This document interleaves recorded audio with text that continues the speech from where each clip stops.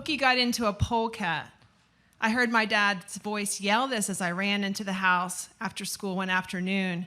I followed it down the steep staircase in our farmhouse.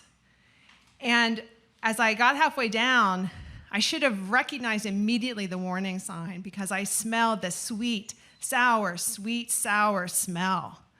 But I wasn't prepared for what was there when I came around the corner, because there in the basement was my nanny, my grandmother, and my father. And they were bent over a large tin tub that usually held winter potatoes, but now it held Pokey, our dog, and all three of them were covered in red liquid. Just as Pokey saw me, she jumped out of the tub and ran past me and splashed me with tomato juice, and up the stairs she went. My grandmother looked at me and she stood up and she said, "Beth Ann, we were doing fine until you got here." And then she winked at me with her double-eyed wink that only she ever did. I looked around, and on the floor of the basement, on the cement, was about 12 large quart jars, and they were all empty. A couple of them had gotten broken. And all I could remember was my mother, the August before, on the hottest afternoon of the summer, picking and prepping those tomatoes and canning it, and not all that tomato juice would get washed down the drain. Nanny saw me looking, and she said, "Beth Ann, let's not tell your mom about this until she's home and feeling better." And then she went like this, and I tore up the stairs. And as I was chasing Pokey around the living room and around the dining room table, we were slipping and sliding. I laughed for the first time in about 5 days since my mother's hysterectomy. Because even at 11 years of age, I understood that I would remain her youngest child. 30 years later, the phone rang early one morning, and all I hear my dad say was, "Beth Ann, we think your mother's had a heart attack. How fast can you get here?" I tore down 322 to Camp Hill, ran into the Holy Spirit Hospital and into her room. She wasn't there. There was no sign that my mother was alive except for my father, who sat in the visitor's chair asleep. He woke up and said, "Let's get coffee." Downstairs in the cafe, he told me about what had happened that night and early that morning. But all I could focus on was his hands and how old they looked, and how there was a large age spot on the back of the right one.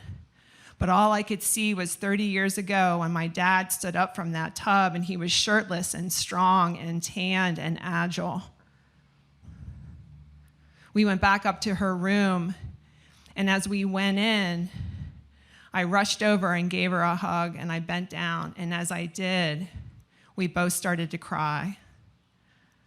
And she whispered, "I was fine until you got here, Beth Ann." Just last summer, on another hot July morning at 5:30, the phone rang. It was my sister-in-law. I tear down 322 east to Perry County from where I'm from.